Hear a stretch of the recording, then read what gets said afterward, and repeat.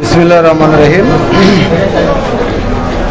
নীলফামারী জেলা bus minibus শ্রমিক union রেজিনং রাজ 220-এর সৈয়দপুর পক্ষের অযৌক্তিক মানববন্ধনে অশালীন বক্তব্যের প্রতিবাদে আজকের এই সাংবাদিক সম্মেলনে উপস্থিত সাংবাদিক ভাইয়েরা, উপস্থিত নীলফামারী জেলা বাস মিনিবাস শ্রমিক ইউনিয়নের সদস্যবৃন্দ, বিভিন্ন পর্যায়ের শ্রমিক নেতৃবৃন্দ, আসসালামু আলাইকুম। আপনারা ইতিমধ্যে অবগত হয়েছেন, গত 1 মে আমরা শ্রমিকের একটি দাবি আদায়ের দিনে আরেকটি দাবি, আমরা নীলফামারী শহরের এবং নীলফামারী জেলাবাসীর একটি প্রাণের দাবি, আমরা নীলফামারী জেলা বাস মিনিবাস শ্রমিক ইউনিয়ন রেজিনং রাজ 220-এর প্রধান কার্যালয় নীলফামারী কেন্দ্রীয় বাস টার্মিনাল কালীতলায় আমরা উত্তোলন করেছি।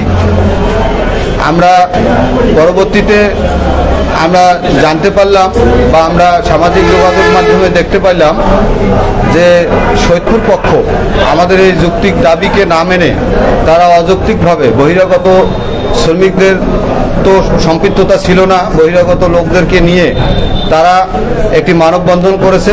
সেই মানববন্ধনে যে কথাগুলি তারা বলেছে এটা অত্যন্ত দুঃখজনক, কুরুচিপূর্ণ।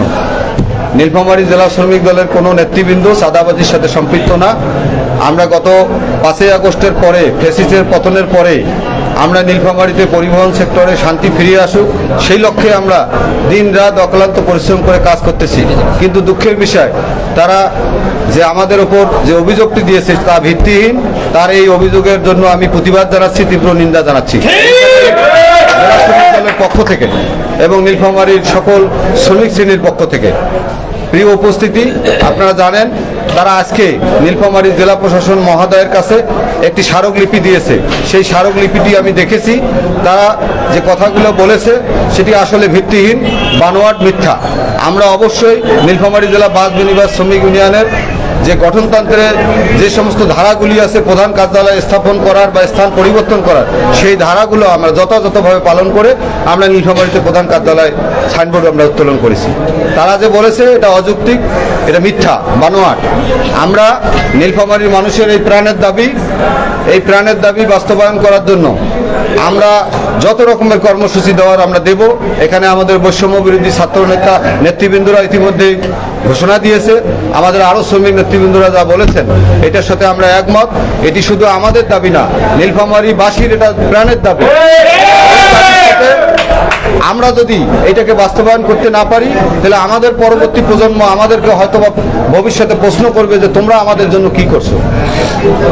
সুতরাং নীলফামারীর প্রতিটি জেলা সংগঠন যেগুলো উপজেলা পর্যায়ে আছে, সৈয়দপুর সহ বিভিন্ন উপজেলা পর্যায়ে, আমরা সবগুলোকে নীলফামারী জেলা সদরে স্থাপন করব। এটি নীলফামারীর আপামর জনসাধারণের দাবি, রাজনৈতিক নেতৃবৃন্দের দাবি, শ্রমিক শ্রেণীর দাবি। আপনারা জানেন বৈষম্য বিরোধী ছাত্র নেতৃবৃন্দের দাবি।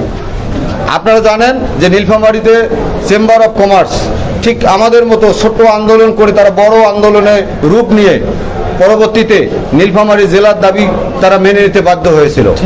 সুতরাং আমাদের এই দাবি কারো কাছে আমরা দয়া চাচ্ছি না, এটি আমাদের নীলফামারীর মানুষের প্রাণের দাবি।